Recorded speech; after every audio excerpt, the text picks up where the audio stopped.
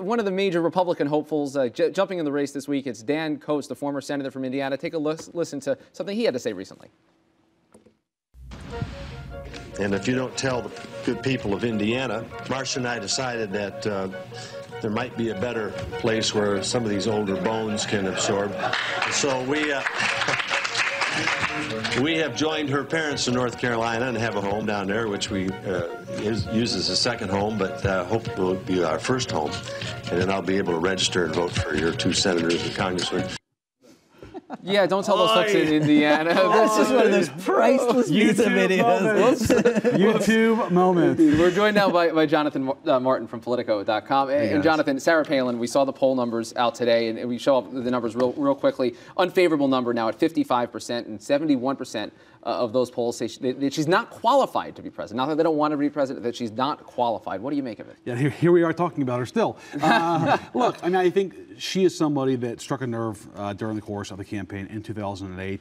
She attracts a lot of attention for good and for bad. But I think there are a lot of folks in this country that are not on the right, they're not on the left, that are in the broad middle, that just don't think she's ever going to be president. And ultimately, I don't know how you overcome that if you're a candidate. What future or past president, I should say, has had a similar challenge and has overcome it? I mean, you guys tell me? I can't think of one. No? I mean, that kind of skepticism? That level? Yeah. That level of disqualified? Yeah, okay. I didn't know if you had a trick question. No, I don't. John Tyler. I don't know. Zachary Taylor. Right. Broaden out to the rest of the field, and I'm going to skip a few graphics here if we can catch up, folks. I'm going to go to the very last graphic we have here. The Gallup poll has the 2012 Republican horse race. I love this. Now, come on. I know it's ridiculously early and it's just name recognition, but I want you to explain to me, and they don't even offer names. This is off the top of your head. You have to offer it, right? You have to offer the Mitt Romney, 14%, sitting atop the field. Sarah Palin, 11%.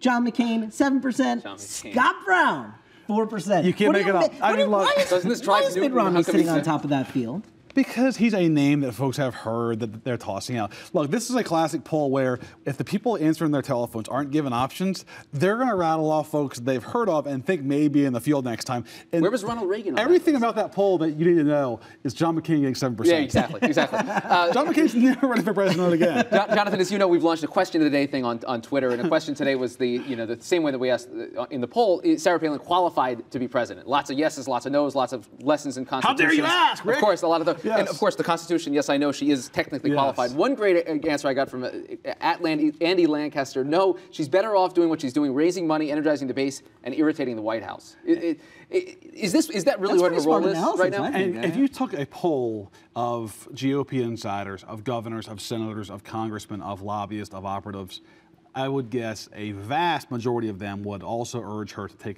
a similar path. I mean, this is going to be also her challenge, guys, if she does get in this race in a primary, is you can say that endorsements don't matter, the establishment doesn't matter, she has her own following, but in every race in the past 30 years, it has mattered. And you can cite Reagan as an example, but Reagan was a 2-term governor of California, and he had support from members of the party establishment.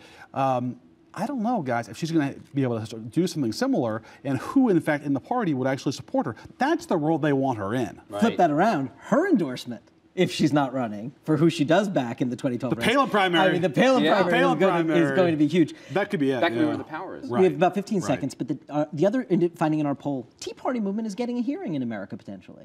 Yeah, I mean, I think there's been something of a bad rap on the Tea Party movement. It's not just the birthers. I mean, there are 2 elements of it out there. There are the folks that are the really extremists, that are going to the rallies, holding up signs comparing Obama to Hitler. But there's also an element of folks that are grassroots Americans that haven't been involved in politics, that are deeply concerned about Washington and about spending, and they're going out there and getting involved for the first time. And that's a powerful, I think, coalition right there. And we'll see how if it comes together, or what it looks like, and whether Sarah Palin's leading the movement. Jonathan Martin from Politico.com. We'll still be talking about Sarah Palin regardless. Thanks, Jay Mart. That does it for this edition of Top Line. Be sure to click us on again tomorrow. Twitter.com/TheNote. Question of the day. You get answers right here. You get answers.